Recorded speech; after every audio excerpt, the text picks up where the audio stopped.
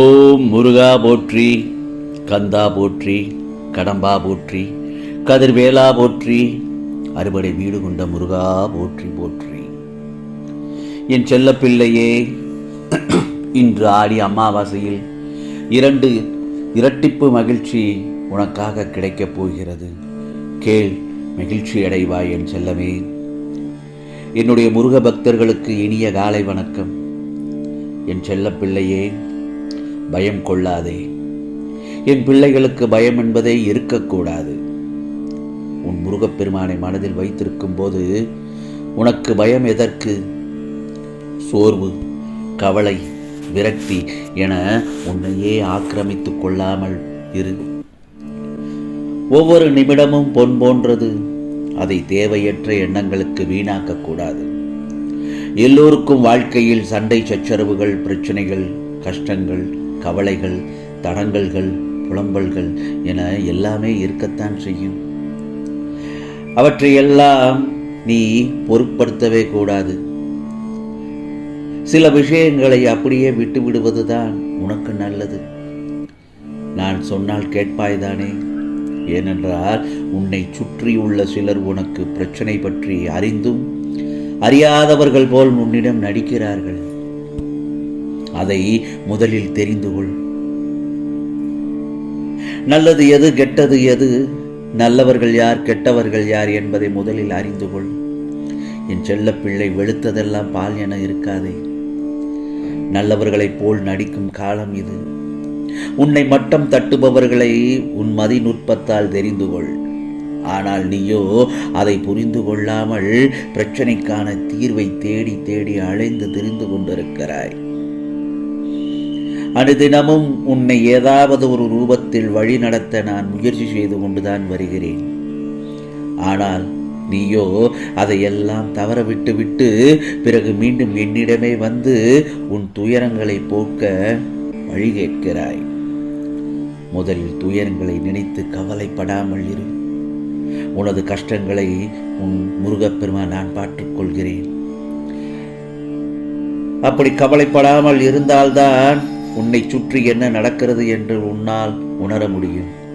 இதை நீ உணர்ந்தால்தானே உன்னை சுற்றியுள்ள பிரச்சனையை சமாளிக்க முடியும். உன்னை சொல்லி குற்றமில்லை.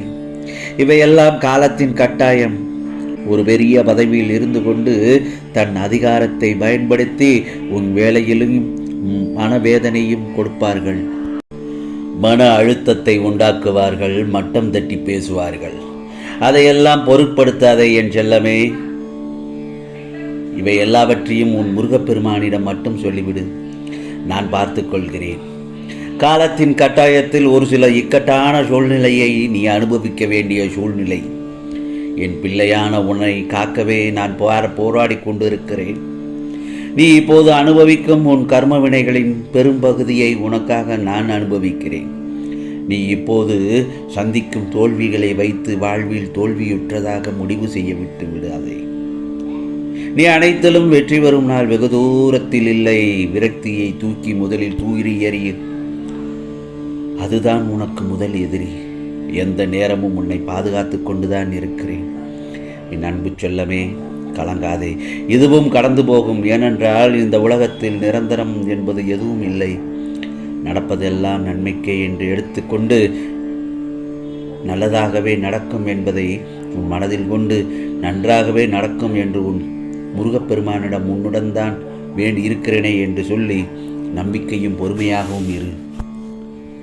உன் உழைப்பையும் அன்பையும் பிறர் தவறாக பயன்படுத்தும் போது அல்லது உனது பலனை பிறர் அனுபவிக்கும் போது வருத்தப்படாதே. அவர்கள் உன் கர்மாக்களை, பாவங்களை அனுபவித்து உன் கர்ம வினைகளை விரைந்து முடிப்பதற்குத்தான் அப்படி செய்கிறார்கள். அந்த சமயத்தில் உனக்கு வருத்தம் அதிகமாக இருக்கும். ஆனாலும் உன் கர்ம வினைகள் குறைகிறது என்று நிம்மதியாக இருந்து கொள். எந்த ஒரு எப்படிப்பட்ட சூழ்நிலையிலும் இழந்து போனதையும் தொலைத்து விட்டதையும் நினைத்து கவலைப்படாதே. ஏனென்றால் நடப்பவையாவும் நன்மைக்கே ஏற்று என்று நம்பிக்கையுடன் உன் லட்சியத்தை நோக்கி முன்னேறி சென்று கொண்டே இரு. எல்லாம் நன்மைக்கென்று சொல்வீர்களே, ஆனால் என் வலிகளும் வேதனைகளும் எல்லாம் அப்படியே இருக்கிறதே. எந்த நன்மையும் எனக்கு நடக்கவில்லை என்று சொல்கிறீர்களே, அப்படித்தானே? கொஞ்ச நாள் பொறு என் பிள்ளையே, கொஞ்ச நாள் பொறு. உனது வேண்டுதல் எல்லாம் நிச்சயமாக பலிக்கும். நீ அனுபவிக்கும் துயரங்களை பெரிதாக நினைத்தே போராடுகிறாய். அது உன்னை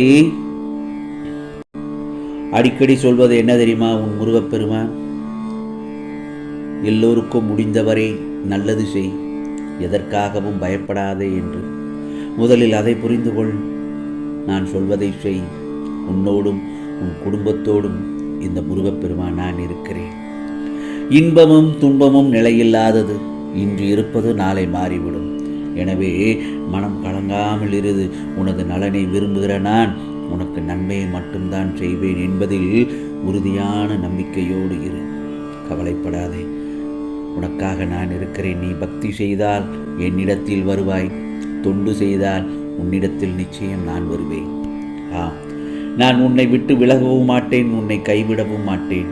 வேறு எவரையும் உனக்கு தீங்கு செய்யாமல் விடாமல் நான் பார்த்துக் கொள்கிறேன். உன் பண கஷ்டத்தையும் மன கஷ்டத்தையும் இந்த முருகப்பெருமான் நிச்சயமாக தீர்த்து வைப்பேன். சோர்ந்து மட்டும் போய்விடாதே. ஏனென்றால் வாழ்க்கை வாழ்வதற்குத்தான். நீ நிதானம் தவறும் போதெல்லாம் ஒன்றை மட்டும் நினைவில் வைத்துக்கொள். பேசும் வார்த்தையானது பேனா முல்லை விட கூர்மையானது. எனவே கவனமுடன் பேச வேண்டும்.